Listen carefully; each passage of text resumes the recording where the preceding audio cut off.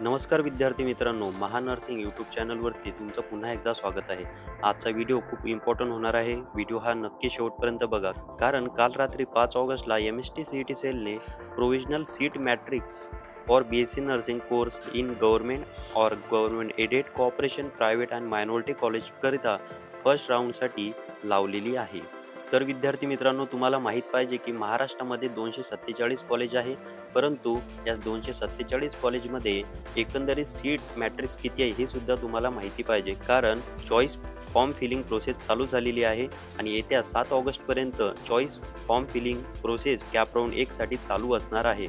तर विद्यार्थी मित्रांनो, तुम्हाला माहीत पाहिजे की कोणत्या कॉलेजमध्ये किती सीट रिझर्व आहे, तुमच्या कॅटेगरीची सीट रिझर्व आहे का नाही, किंवा तुम्हाला ओपन म्हणून ॲडमिशन घेता येईल का नाही, हे सविस्तर माहिती बघूया या व्हिडिओमध्ये. व्हिडिओच्या शेवटी एक इम्पॉर्टंट गोष्ट मी तुम्हाला सांगणार आहे, तर नक्की व्हिडिओ शेवटपर्यंत बघा विद्यार्थी मित्रांनो, पहिलं जे कॉलेज दिसत असेल तुम्हाला, त्यामध्ये सिरियल नंबर जे कॉलेज जे सिरियल नंबर तुम्हाला दिसत असतील ते एकंदरीत 247 कॉलेज महाराष्ट्रामध्ये कार्यान्वित आहे.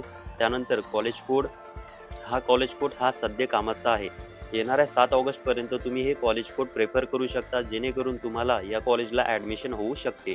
त्यानंतर कॉलेज तुम्हाला दिसत असेल, जे काही कॉलेज असतील ते कॉलेज तुम्ही नेटवरती सर्च करू शकता. त्या कॉलेजला हॉस्टेल फॅसिलिटी आहे का नाही, तिला शिष्यवृत्ती आहे का नाही, ओन अटॅच हॉस्पिटल आहे का नाही, वेल स्टाफ पॅटर्न आहे का नाही, या गोष्टी तुम्ही चेक करू शकता. त्यानंतर आहे कॉलेज गव्हर्नमेंट एडेड आहे का नाही, म्हणजे शासकीय कॉलेज आहे का अशासकीय कॉलेज आहे, किंवा शासन मान्य आहे किंवा मायनॉरिटी कॉलेज आहे, हे तुम्हाला या गव्हर्नमेंट एडेडमध्ये दिसत असेल. जे गव्हर्नमेंटचे कॉलेज आहे त्यामध्ये यस दिसत असेल, आणि जे प्रायव्हेट कॉलेज आहे त्यामध्ये तुम्हाला यन ऑप्शन दिसत असेल, म्हणजे ते शासकीय कॉलेज नाही, ते शासन मान्य कॉलेज आहे. त्यानंतर इंटेक कॅपॅसिटी, एकंदरीत सीट मॅट्रिक्समध्ये एकंदरीत जी संख्या आहे, समजा इथं तुम्हाला 50 दिसत असेल, तर एकंदरीत या कॉलेजमध्ये म्हणजेच कॉलेज ऑफ नर्सिंग सर जे ग्रुप ऑफ हॉस्पिटलमध्ये 50 विद्यार्थी प्रवेशित होऊ शकता.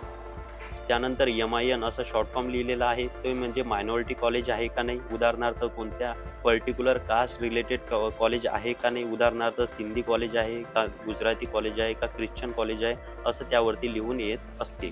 त्यानंतर तुम्हाला दिसत असेल स्टेटमध्ये महाराष्ट्रातील असणाऱ्या ज्या संपूर्ण कॅटेगरीज आहेत, त्यामध्ये SC ST VJ N1 N2 आणि N3 कॅटेगरी, म्हणजे NTD category, VJ category, SC BC OBC EWS आणि ओपन कॅटेगरी यामध्ये तुम्हाला शो होत असेल.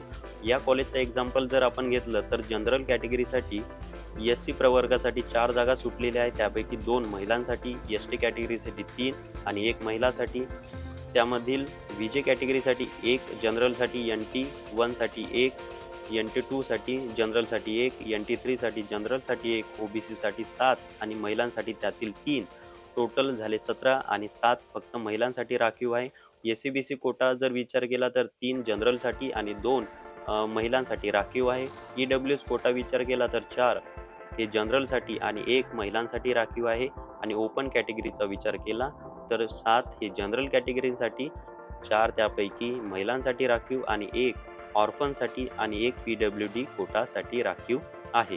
तर बघा, अदर स्पेसिफाईड रिझर्वेशन जर तुम्ही विचार केला, त्यामध्ये D1 D2 D3 MK IQ असे टर्म तुम्हाला लिहून येत असतील, तर त्या सुद्धा तुम्हाला समजून घेणे आवश्यक आहे. बघा, D1 D2 D3 ह्या स्पेसिफाईड रिझर्वेशन आहे. उदाहरणार्थ orphan category, orphanage category, then PWD category, defence कॅटेगरीचे जे स्टुडंट असतील त्या स्टुडंटला हे स्पेसिफाईड रिझर्वेशन इथं अवेलेबल आहे.